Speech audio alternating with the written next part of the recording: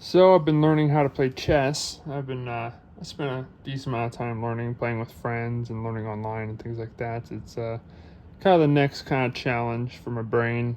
Always trying to learn new things. I'd kind of record my chess adventure, so to speak. This is kind of just a tutorial on chess. So this piece is a pawn, the most basic piece in the game. They go in the first row, like so. And the pawn can move one space forward per turn, like so. However, if there's a opponent, say here, I was to go forward, he was to go forward the next turn. So pawns can only move forward. However, they capture diagonally one space here or here. They cannot move backwards, so they cannot go back. And they also cannot take opponents diagonally, only in front of them. So I can take this opponent right here. And now he'll have to stay in this lane since, like I said before, they cannot move forward. They can't move backwards, and they can't go diagonal unless you're taking out an opponent, but they cannot go diagonal. See, there's someone here. This pawn cannot go diagonal backwards. It can only go diagonal forward if there's an opponent. So that's the basic function of a pawn. So in the beginning of the game, on the first, if a pawn is on their starting position row, you do have the choice to either move one space forward or two spaces forward. Then from there on out, you could only move one piece forward per turn. Give kind of a demonstration. Move one. This guy moves his. I move one. Moves his. Take him out. Diagonal. Moves his. I move mine forward. And then he takes me out, let's say. And now I could use this pawn to take him out. Kind of the gist of it. It's really important with the pawns to have a pawn diagonal to the other pawn, because, like as you were shown, if someone was to take it out, you could just take that piece since they capture diagonally. The next piece is a rook. It's this castle shaped. It's called a rook shaped piece. And they could go, they're very powerful pieces. They could go across the entire board, up, down, and left and right. They cannot go diagonal these ways, just up, down, left, and right, any direction. If there's anything in front of it, like this, it can't go past, so I wouldn't be able to move here. It can't go around anything. So if we're to be right here, and I were to move it, the farthest I could go is here. To take out this pawn, I could easily just go like this. He'll move his turn since they can't move any other direction other than forward, and just take it out. Very powerful pieces. They pretty much can protect entire lanes. There's the bishop, which is also a very powerful unit. They are the opposite of a rook. Instead, they could only move diagonally, but they could move any space. So you can slide across the entire board diagonally, pretty much anywhere, as long as they're not being obstructed by any other pieces. There's a opponent's knight on this space. I could easily go diagonal and take it out. Now, just like the rook, if there is a piece in front of it, obviously I can't just take out this piece because he's blocking it, so I'd have to take him out first, which in chess would be a bad move because you just take my rook, but that's how bishops work. Then there's your your knight, which is probably the hardest to learn. It's not hard, but it has the most interesting move set. They basically make L's. Just think of an L. So they could go 1, 2, 3, like an L.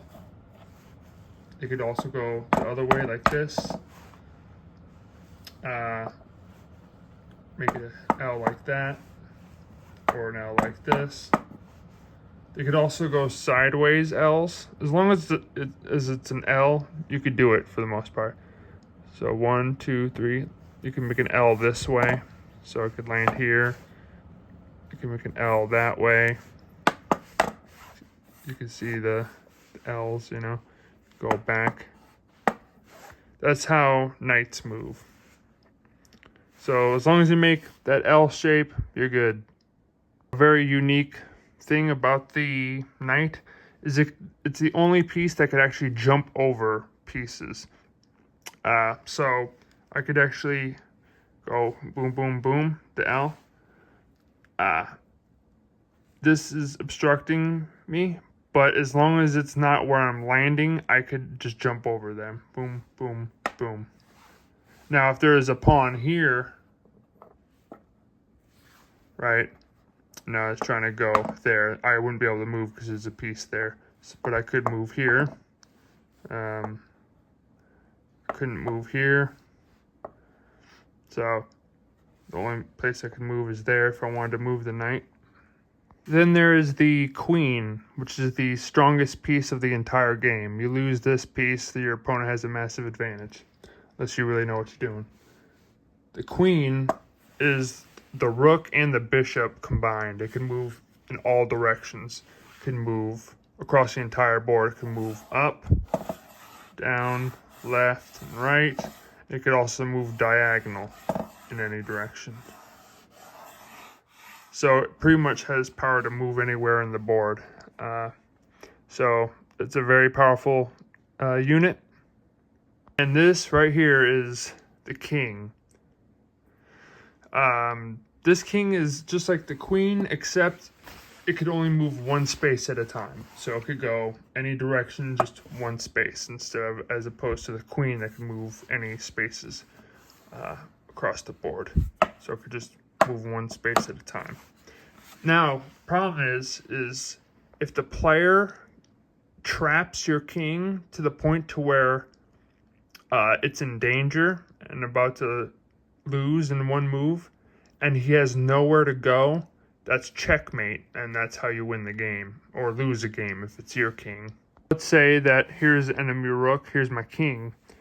Rook comes here on his turn, that's check. That means my king is in danger, he's going to die in one move. So if that's the case, you have to move your king, or take out the threat. That's your only two options. So I'll have to move it like this, right? And so now I'm out of the way of the castle, the rook, and so I'm safer now. The only places I have to move is anywhere on this row here. Because if I move here, or here, or here, he could take me out. So let's say I do a dumb move and move back. Now I'm going to show you what checkmate is. If I take the second rook, move him here, it's checkmate. Black has won the game because there's nowhere for my king to move. He's got this whole row covered, and he's got this whole row covered. I can't move here, can't move here, can't move here. And black has won the game. That's how you get a checkmate. When it comes to setting up your board, the pawns take up the entire row of the first row, or second row, I should say. Your two rooks take each corner. Next to the rooks are the knights on each side. Next to your knights are your two bishops. Then it goes on the left side is your queen, and then on the right side is your king. And that is how you set up the chessboard for a game. Me and Tyler went to the library area to play a game of chess. Just felt like that was a good place to play. Better than my apartment. Practiced a lot.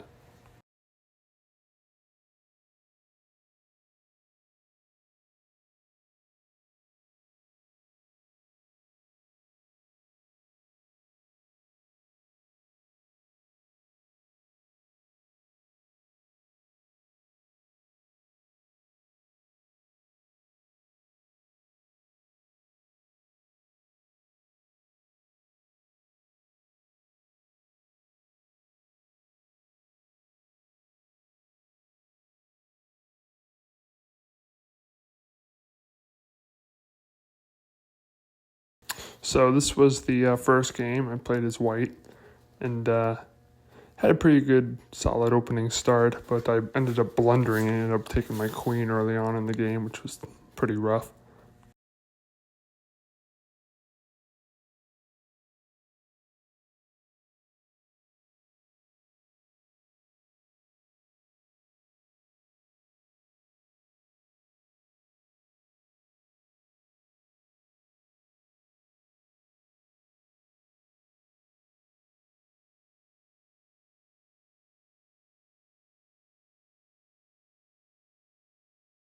Like to say I was rusty, but I think I just wasn't paying attention when I lost my queen and knight there. But ended up being a pretty fun game overall.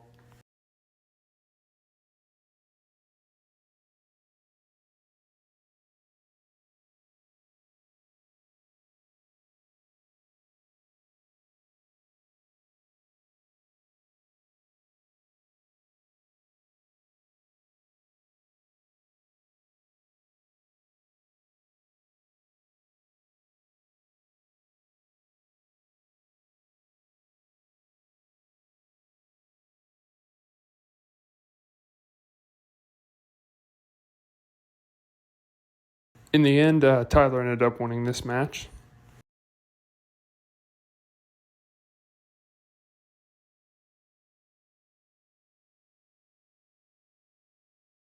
This round, I played as the black pieces.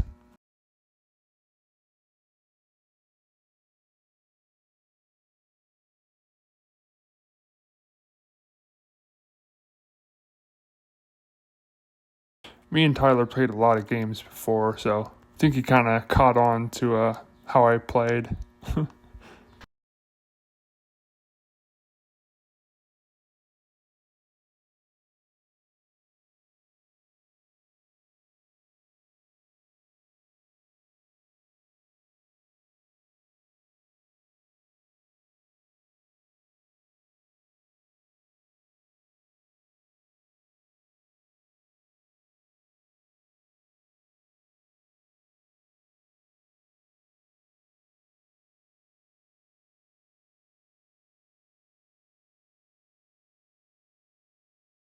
And I got into what I thought was a checkmating my friend Tyler.